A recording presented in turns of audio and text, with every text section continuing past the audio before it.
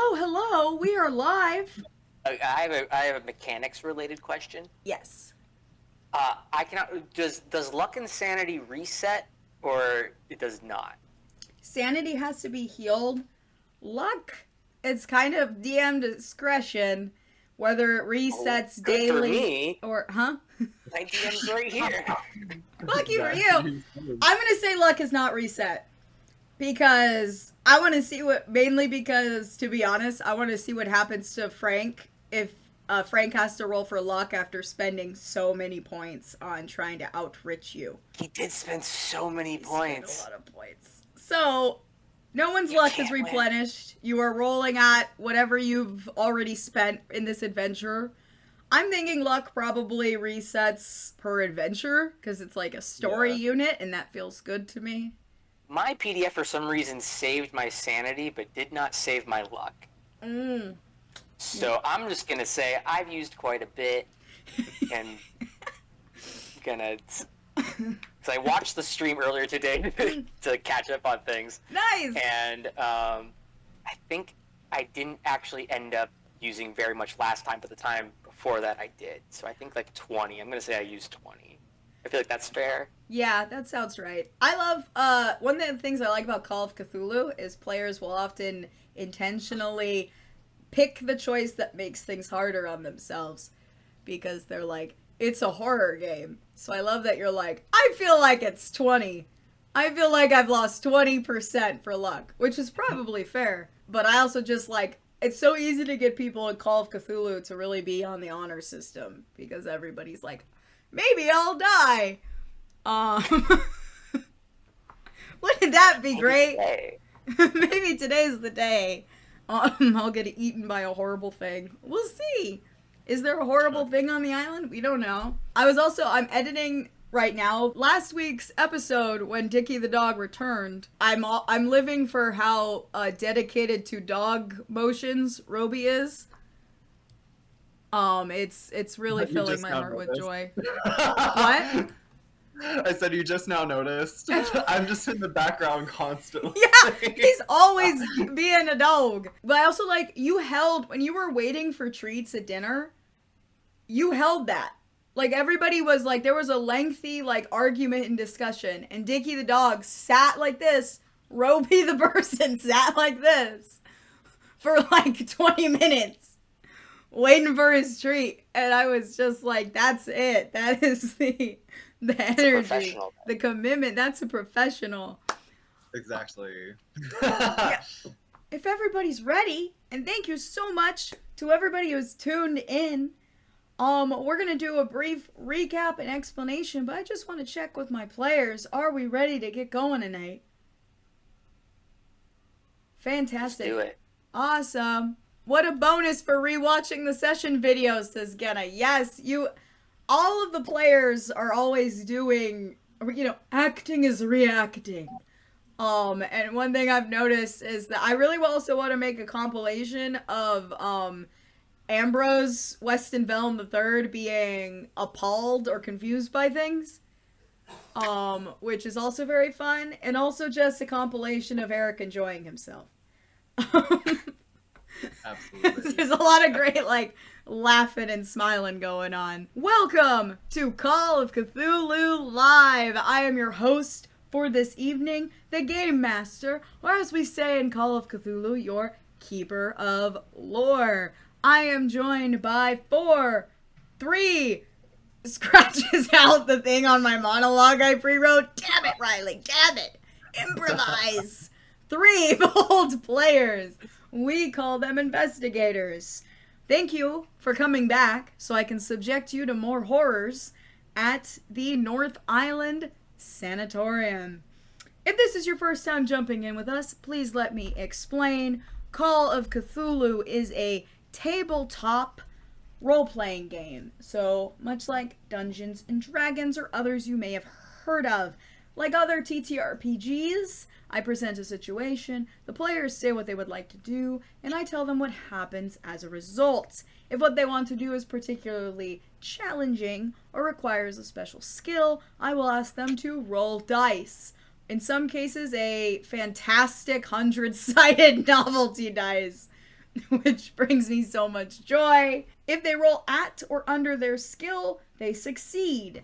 If they roll over their skill, they will fail. Both are often fun. Roby, I also have red dice. It's fantastic. Oh, nice. Because we're favorite color matchies, I think. Yeah. Okay, so in Call of Cthulhu, a little bit different than some other TTRPGs, the players are going to be have already been presented, with a horrifying mystery. They must solve and defeat the mystery, or escape, or go insane, or die trying. Investigators, you are familiar with the mechanics by now. Always feel free to ask questions, especially since sometimes I change things. I'm glad nobody seems to really be on a rules lawyer vibe. Probably because I explicitly told all my players to not look at any rulebooks for Call of Cthulhu, so that no one could call me out if I fuck up how resistance rolls work. But just a reminder, the general gist. If you get to 0 HP and no one helps you, you will die. If your sanity drops too low, you will go insane. Please let me know if your sanity drops below the insane number on your character sheet. It's like a percentage of your total sanity. Then you will receive an indefinite insanity that will affect your gameplay. Let's see, Gordian Tangle. Hello, welcome to the chat, Gordian Tangle. Thank you for tuning in. Gordian Tangle says, completely fairly, it is always wild when people describe things as something that would give Lovecraft nightmares, since that would include things like Italians. I don't know if we have any Italians in this playthrough yet. We're gonna have to see. Oh, well, we've got at least one actual Italian on screen, so Lovecraft would be horrified. I don't know if the way that we play Call of Cthulhu would give Lovecraft nightmares. I definitely think he would go, "This is not what I meant with this material at all." Which I think is great. The other mechanic to mention, once every 24 hours, you need to eat and sleep. I thought you were giving us life advice for a second. I don't know why. I mean, yeah, though. Also, once every 24 hours at least. This is so much nicer than real life. Like, you need to eat more and sleep more than that. Well, I guess, like, sleeping once every 24 hours is fine. Anyway, it's not The Sims, but I do want you to do some life management here, although you guys did pretty good. Last time you made a lovely pillow fort. Since you know where the kitchen is, I'm going to say that as long as you have access to the house, say for example you have not burnt it down, I'll assume that you have eaten. If you are not stuck out into the woods, or you are like, as long as you have access to the home and nothing has happened to that bad has happened to the kitchen, we'll just assume that you've eaten. We don't need to and then I go in the kitchen and I'll make a sandwich. Roll cook. Oh, you set it on fire. It's The Sims again. Yep, Roby? Y'all take notes. We can set it on fire. We can burn this establishment down. We've got options. We can burn this establishment to the ground. They did explode the very first house of the very first night that they played. So, yeah, that was pretty great. But you need to sleep tonight, or your abilities may suffer. I also wanted to show a quick review of the layout and locations that you're already aware of. For people who are joining us for the first time, on this adventure, this group arrived at a sanatorium on an island, and it was supposed to be a restful weekend, but they can't find any of the staff, except they found, 2 dead bodies so far. And it seems like the inmates were running the place, although they did kill one of the inmates. And then they had a relaxing evening in their pillow fort in the library. They also kind of awakened one of the inmates to his desire to kill women. And so that guy's wandering around looking for... I could just see Eric That's our bad. I don't know that that's our... Eric has some, rebuttal for that. But Jake's like, no, yeah, we did that. That's our bad. Yeah, that's our bad.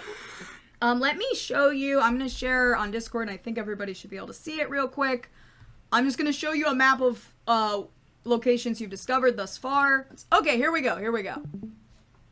I wanted to do this real quick because I can't show you the map, obviously, from the thing, because that would be spoilers, but I wanted to just make sure we're all aligned on where things are and what you found. So we have the main foyer of the place. If you go not very far to kind of the southwest, that's the dock. It's pretty close. It's just down the stairs you guys struggled with in episode 1. If you go to the southeast, then that's kind of all these shacks and everything that Dickie explored last time. So none of you really know what's out there. None of the humans know what's out there, but Dickie knows what's out there. Including a generator. Although Dickie does not know the word for generator, but Dickie understands that it is the concept of a generator, and it is the electrical unit. The rest of this, as far as y'all know, is just woods with, like, Leonard lurking around here. Through a couple of big doors, you've got the patient wing and a laundry room that y'all have seen before with more stairs leading out back. You've got some stairs to a basement. You have not explored the basement. We've got a bathroom, a library, and through the library you get to a living room where you found dead body number 1. And then to the left of the foyer, or to the west, I guess, because left changes based on where you're looking, which I always struggle with. You have the dining room and the kitchen. The dining room now contains Blanche, deceased, and a dried out cat corpse.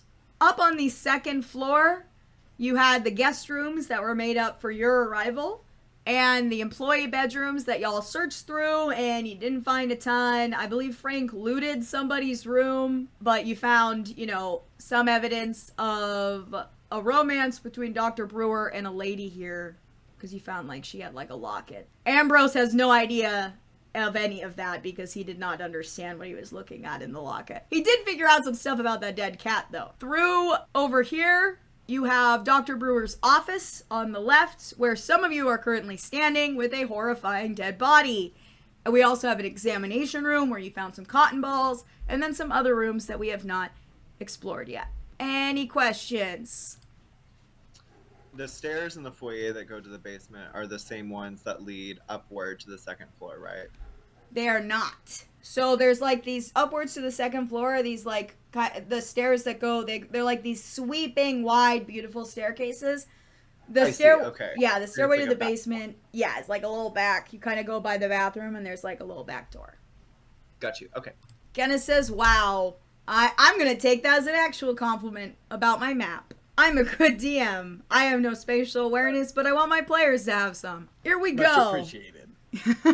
Any other questions? Oh, great. We cleared things up. So, I'm guessing we are ready to resume. It is Sunday, June 10th, 1923. At the end of our last session, you awoke after a surprisingly restful sleep in your library pillow fort.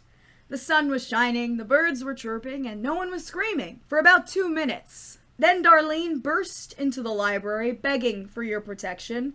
Leonard is on the prowl, stalking from outside the mansion, his face gnarled with hate, his hands twisted with bloodlust. You decided, very mercifully, to look for sedatives instead of killing Leonard outright. Darlene took Clint and Dickie upstairs to the doctor's office, which has the closet with the pharmaceuticals. But when she opened the door, the scene you saw was not one of stately medicine. No, it was one of blood-drenched torture. A man's body has been sliced open from neck to groin, his skin peeled back, his ribs snapped to reveal his organs to the world. His arms and legs have been laboriously and likely slowly removed from his body with a bone saw. Blood marks his forehead. Your eyes and mind adjust to the bright red carnage of this unnatural scene. While back in the library, Ambrose and Frank wait for news and drugs. Frank, exhausted from his wounds of the night before, passes out like a damsel in distress on the couch that Ambrose has just vacated. Ambrose, while you wait, tidying up the linens, settling back into your wheelchair, you hear a sound that has grown all too familiar on this supposedly restful retreat. A woman's scream coming from the patient's wing. We are going to start upstairs in Dr. Brewer's office. Before we do anything with the scream, we left off last time wanting to do a spot hidden roll on this body.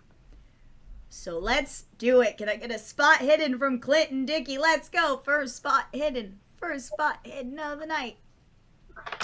No dice. No dice!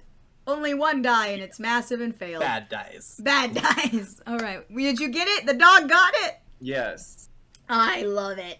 Dickie the dog never lets us down. Dickie the dog, you take a closer look at this horrifying body, and actually both, even though you failed, both of you can see that this is in fact Dr. Brewer. You did not know him personally, but you've seen pictures of him in the newspaper articles that you have read about him or peed on when you were not allowed to go outside. Dickie's like, I can't believe I would never. Excuse me? They brought me something else. Thank you very much.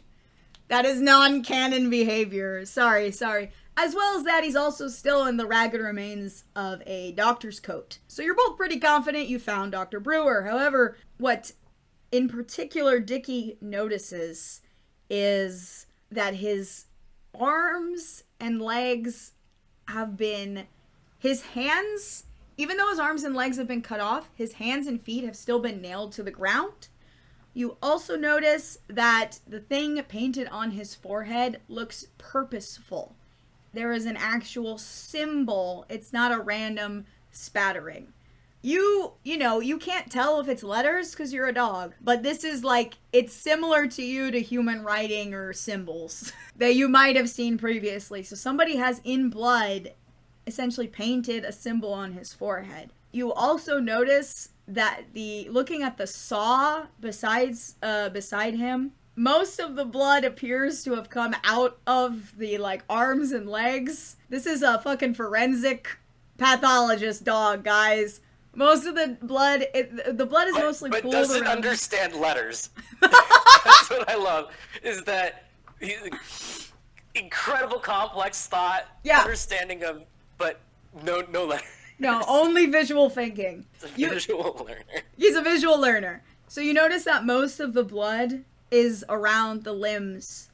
It seems like his legs, his arms, and then his legs were removed one by one, and they were removed before he was cut open. But they were, sawn off. Looking around the area, you notice on top of the desk an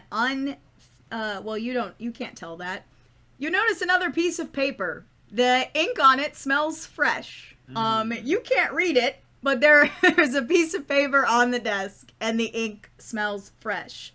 Clint, all you notice is that this is Dr. Brewer, the guy that was supposed to be your host, and you get a very clear inkling that y'all are well and truly fucked now. Wow, so much blood.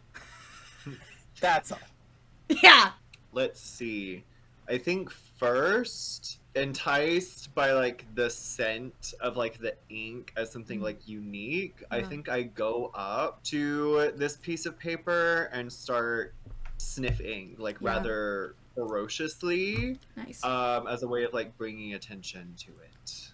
Dickie has noticed something that's not on the body, and he is snuffleupagussing on it on the desk, Clint. And just so you both know, Darlene is acting like this isn't here, and just kind of points to a closet and is like, that's where the drugs are. And besides that, she's just standing there. One moment. So, hey, what do you have there? What do you have there, Dickie? You seem just shockingly able to communicate complex ideas to your human companions. Oh. I don't know if Dickie wants to respond or if Dickie's like, I don't need your sass. I think I just look at him silently and look back to the paper and look back at him and look to the paper and then just kind of. So yeah, I want to pick up the paper and read it. Beautiful.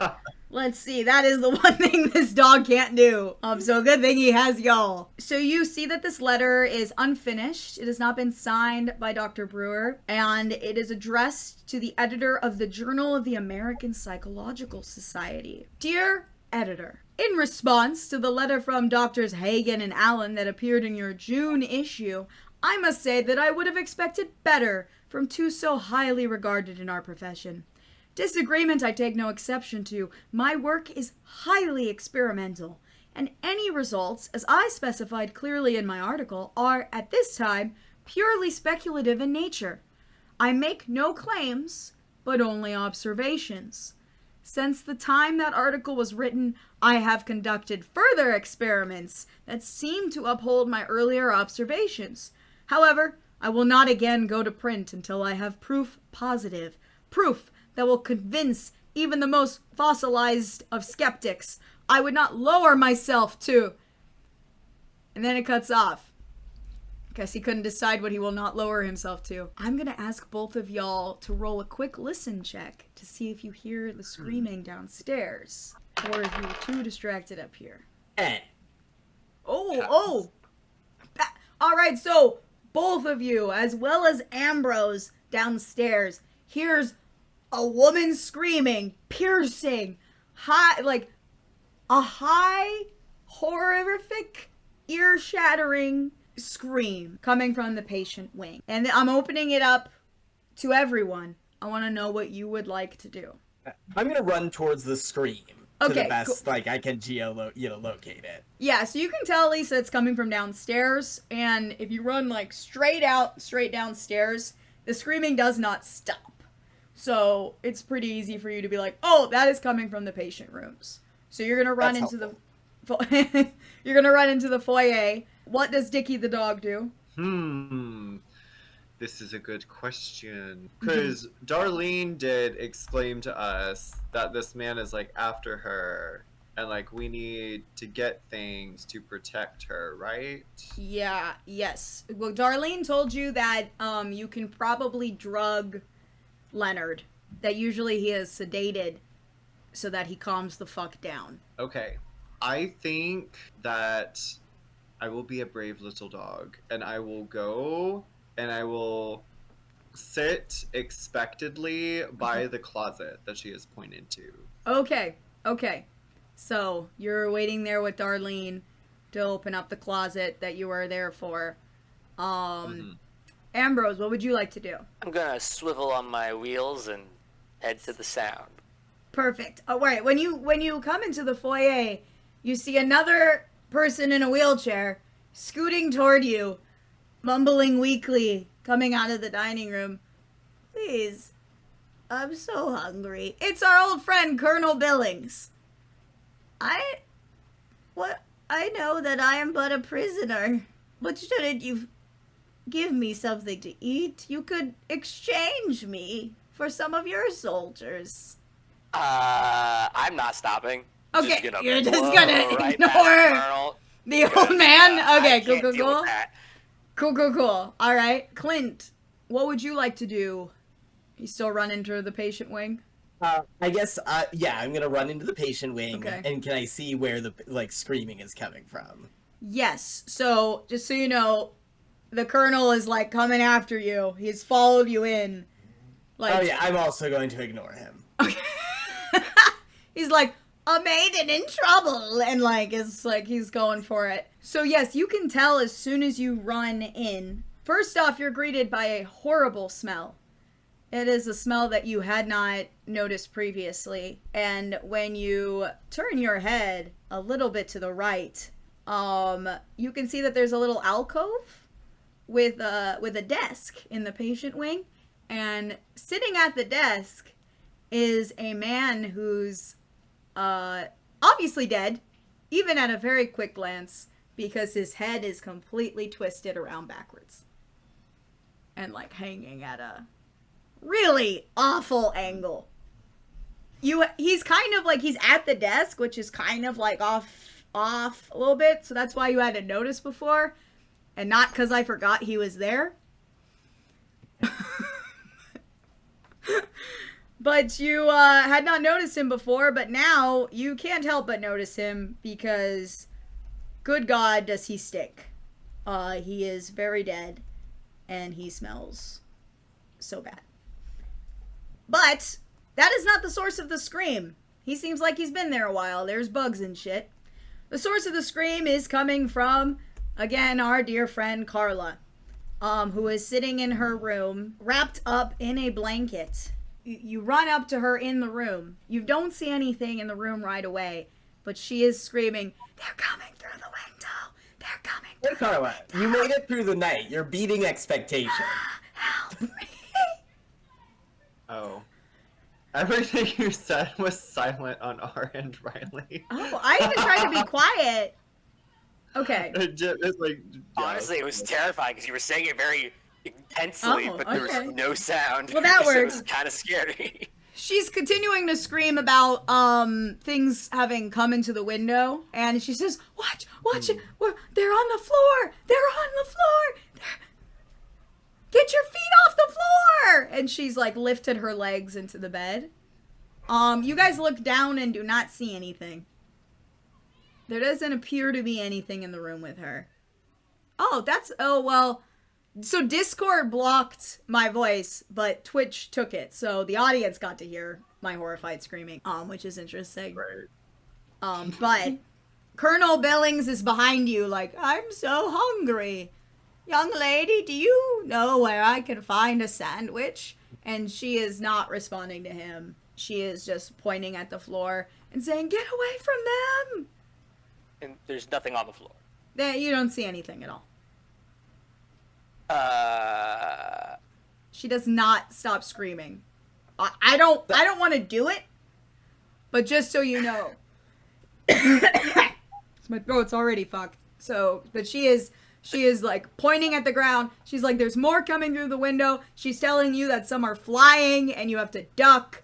And she's like letting you know, like, they will suck your blood. They will cut off your feet. They will, like, they took her children. So I'll say, sorry. Go for it. Clint will say aloud, I've underestimated the importance of all of the drugs here. And I'm going to try and pick up the lady and kind of bring her into the foyer and just say, it's time for the drugs. Oh. Okay, so you were going to try to bodily, like, pick her up. So she's, like, not into that. You're going to have to do a strength check. What is your strength? 55, and I rolled a 24. Oh, yeah. Okay. You pick her up. I mean, she is like battering at you, but she's also like smacking at things in the sky that are coming at her. So she's not really so focused on you. And you pretty easily distraction. you pretty easily like heave her up and like walk her out, even though like Colonel Billings is like kind of running into your legs.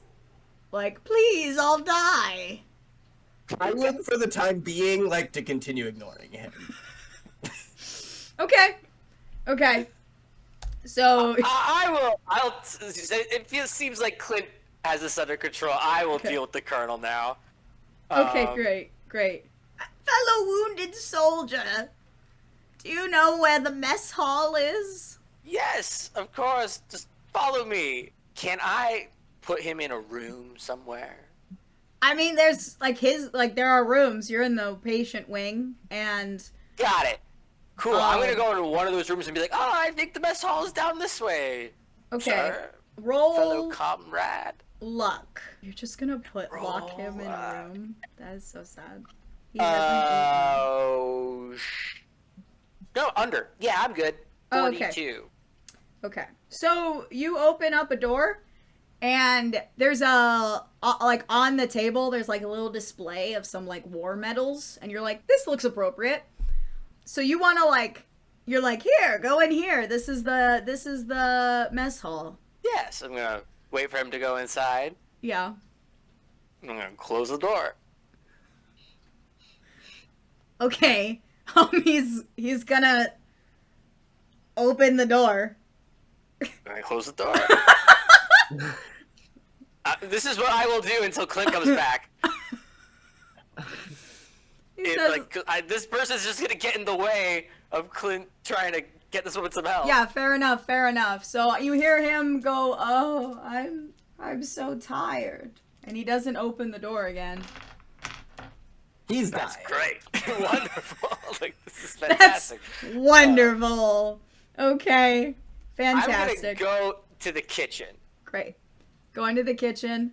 Clint, where are you going? You said are you taking her? So I'm gonna run up with. Yeah, because she seems like a flight risk. Okay. So I'm gonna run up to the drug closet with Darlene and Dickie. Okay, great. So, Darlene sees Dickie, like, waiting at the drug closet. Darlene is like, what a good little dog. And opens the door. And yeah, it's like a walk-in pantry, but it is full of chemicals and pharmaceuticals and medical supply. It's a pharmacist's dream. Absolutely stocked. Well, I'm gonna ask them, so what do you need? Darlene's like, it's risky, but it's a better chance than we have of guessing. So, okay. Grab a handful. So you run in with this screaming woman in your arms, and Darlene's like, I don't know, I'm not a doctor. And Carla is just screaming. She is, like, incoherently freaking the fuck out. So your situation right now, Clint, is you've got a mysterious woman named Darlene who has very aptly told you that she is not a doctor. You've got a screaming woman that you can't put down or she might hurt herself or run away. And you've got a dog. And we're gonna offer them something. Okay. All right, so you would like to... And I'd say I have chemistry and natural, world to the extent that either of those could be helpful. So I want you to roll chemistry, but this is, you're not a medical doctor. So I'm going to ask you to roll a hard chemistry check. Is that... That's going to be half. Okay. I passed. Okay, so 20. You know what sedatives are. You know that if you give a person a decent amount of, because all the drugs are very clearly labeled, they've got nothing they don't even have child-proof caps, because they didn't care in 1920. They didn't give a shit. So, it's all just there with a little latch on it that is easily done, and you can read all the labels and the names, and you know what drugs are sedatives. You are not 100% sure, what specifically each of these people use, but you know what would calm somebody down. Would you like to administer some drugs? Yes. Okay, fantastic. So you pick up some sedatives and just, hand them to Carla. Are you starting small? What's the strat? How many of the little pills are you handing over?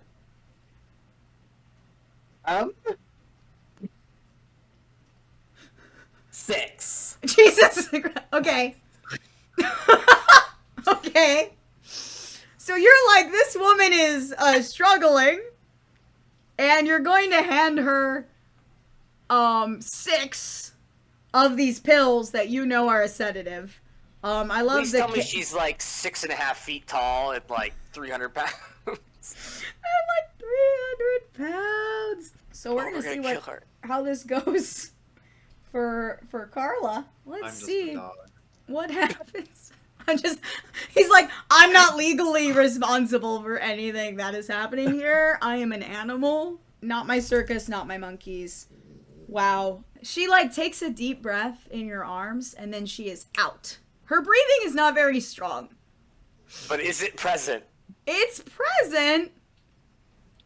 She is breathing, but this woman is now completely knocked out. And her breathing is very low. You can put a hand on her wrist and be like, is it supposed to be that slow?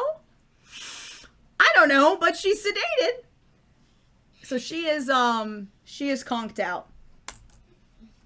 And let's put her on a bed. I want to drag her over to a bed. Okay, great. So you're in the office right now. I guess the nearest bed would be the guest rooms that were made up for y'all. You could just plop her in one of those. Yes. Okay, great. So you take her out in the hallway and she is just bloop. And Darlene is gonna say to Dickie do your friends make a practice of drugging ladies or? Oh, they're not your Only friends. when screamed at that the ladies need their drugs. The ladies do need their drugs. That is a fair rebuttal. So, I'm gonna say to her, Darlene, you're welcome to take as many or as few as you'd like. Oh, I could just jump in here? All right. I mean, I would suggest a normal amount, but I mean, we have no idea what that is. Okay, so Darlene is gonna pick like a random fucking thing off of the shelf and be like, well, you know, you only live once and that Leonard guy might kill me today, so let's see what this does. And she's gonna pop one pill from a random thing into her mouth.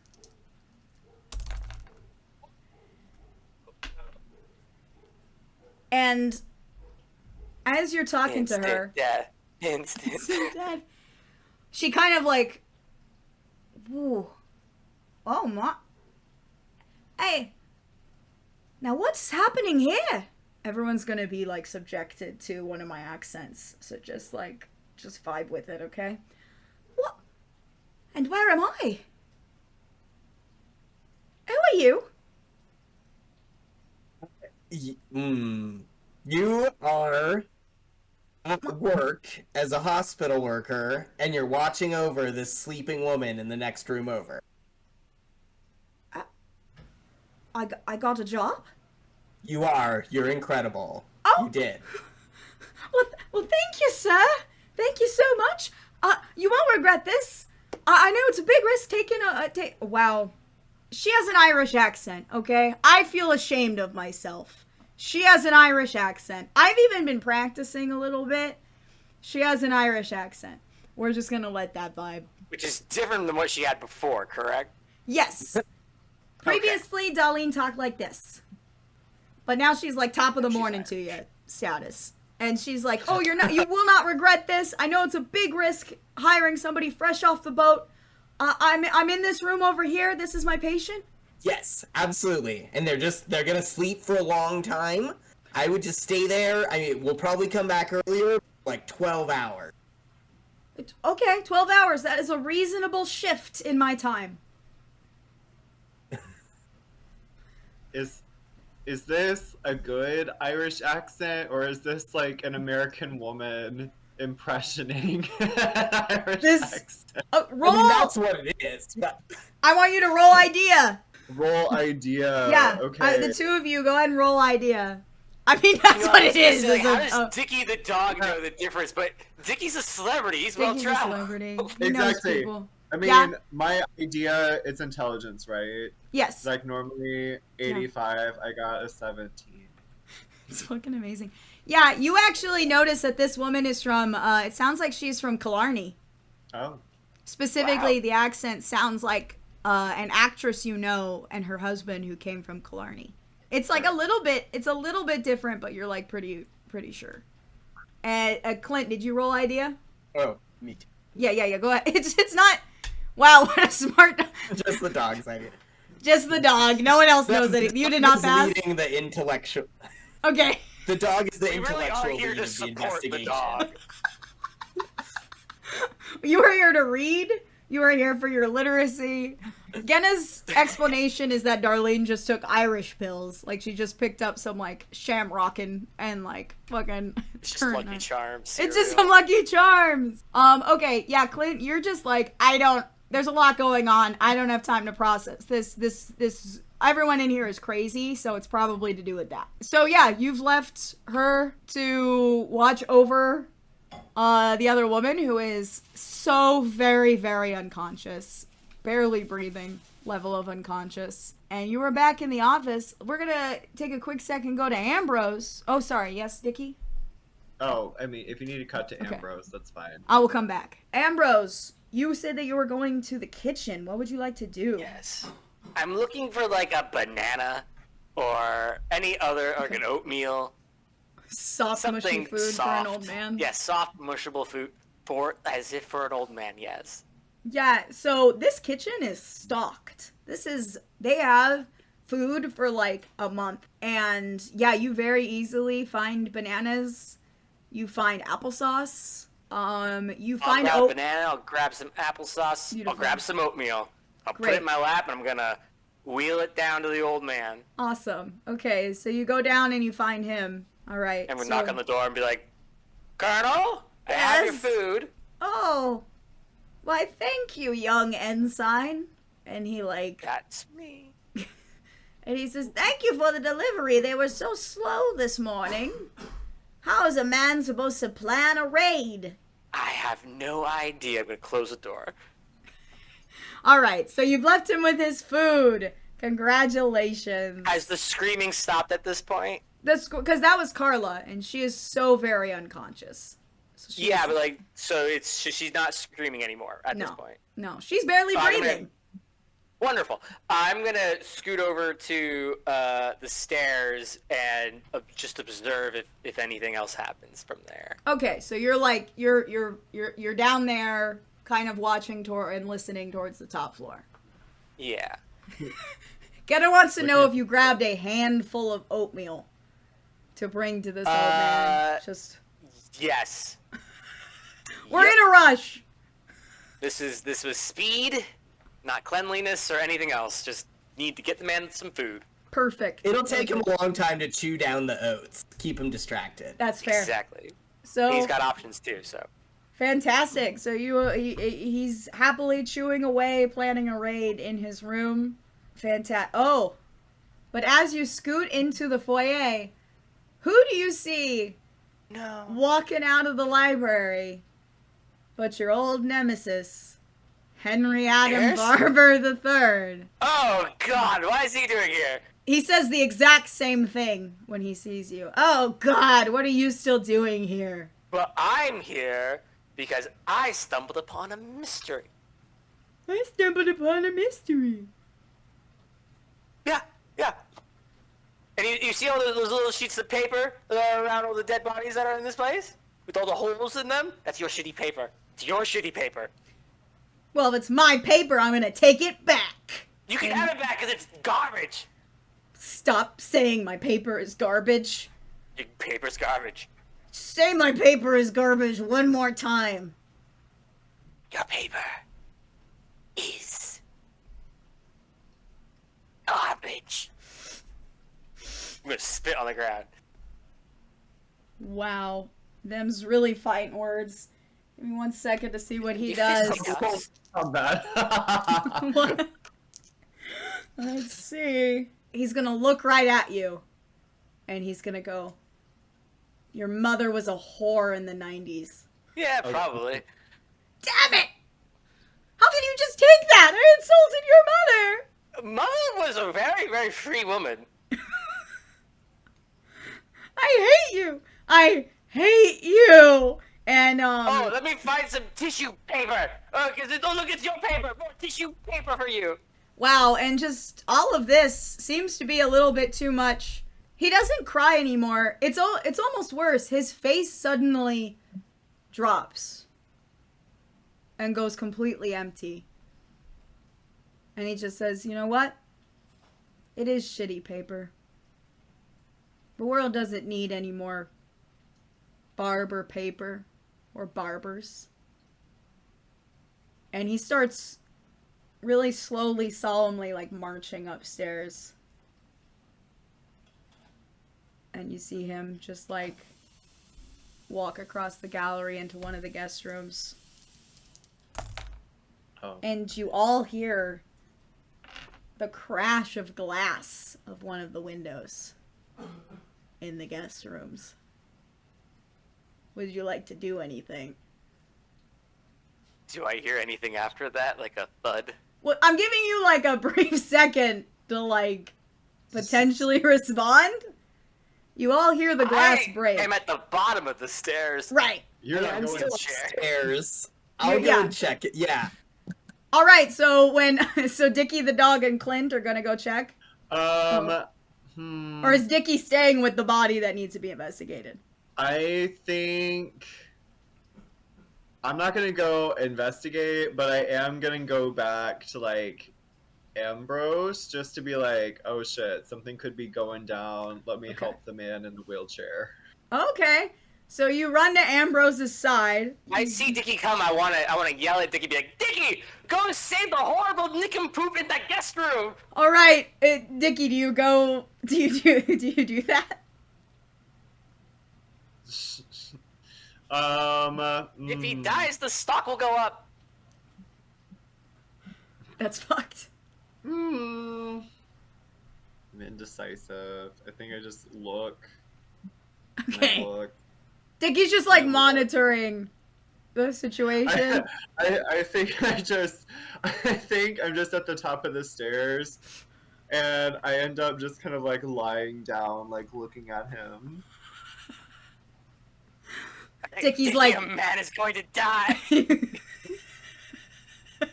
only I could speak dog. Dickie's like, you can't save them all from themselves.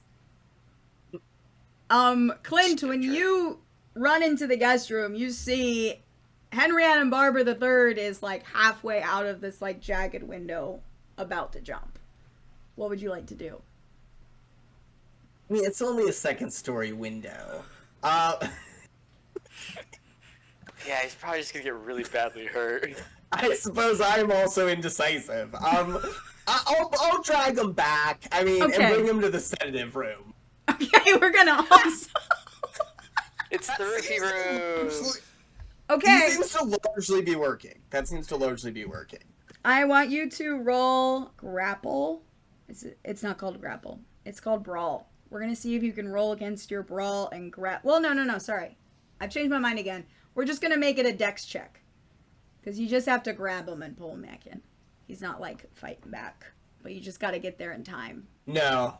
Oh, I did okay. not get there in time. Your arms reach out and get nothing but wind as Henriette and Barbara III, you watch him fall to the ground with nary a scream, with a completely blank face. And he hits the ground, and there is a horrible noise of things shattering, of bones cracking. You can already see the blood around his body. Alright, 2 stories. Much to his chagrin, he begins on the ground to moan. Ah, someone kill me. Just end it. Okay, he's not going anywhere for a while. Like a sedative. Like a sedative. It's this is very similar to a sedative. His legs all twisted. But he's moaning. He seems to be alive. Okay, so that's the end of that Thank problem goodness. for now.